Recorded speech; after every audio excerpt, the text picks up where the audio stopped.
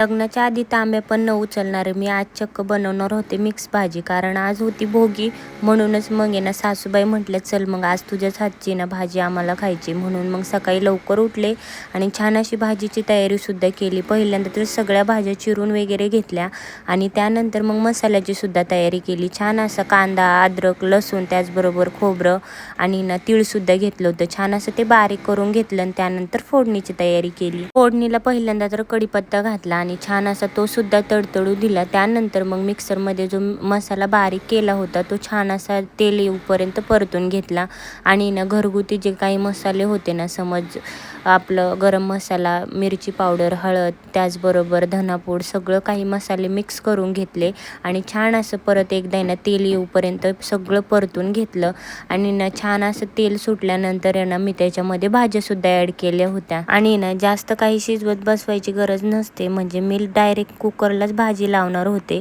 म्हणून छान अशा भाज्या मिक्स करून घेतल्या छान मसाल्यामध्ये आणि त्यानंतर मग त्यामध्ये मीठसुद्धा ॲड केलं आणि मीठ ॲड केल्यानंतर मग 1.5 तांब्या पाणी घातलं होतं आणि छान असं ना कुकरला झाकण लावून छान अशा 3-4 शिट्ट्या करून घेतल्या आणि ना त्यानंतर मग भाजीची टेस्ट, शिट्टी झाल्यानंतर वासच एवढा छान येत होता, असं वाटत होतं पटकन असं कुकर उघडावं, पण गरम होता म्हणून वेट केला.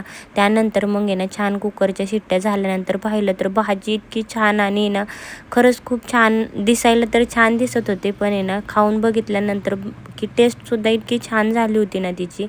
आणि ना अशी भाजी तुम्हीसुद्धा नक्की एकदा तरी ट्राय करा. त्यानंतर डेली रुटीन शेअर करते. बरेच जणांचे प्रश्न होते की ताई तू गावाला का गेली, तर आहे ना मी नवनाथ पारायण करण्यासाठी ना गावाला आले होते आणि ना इकडे 9 दिवसांचं पारायण बसून आहे ना 20 तारखेला आहे ना मोठा असा सोहळा असतो जे की धर्मनाथ बीज म्हणून, त्या सोहळ्यासाठी मी सुद्धा पारायण करणार होते. आणि हे जे झाड बघताय ना, त्या झाडाला फक्त 9च फांद्या आहे आणि त्याचं वैशिष्ट्य खूप जास्त आहे असं म्हणतात.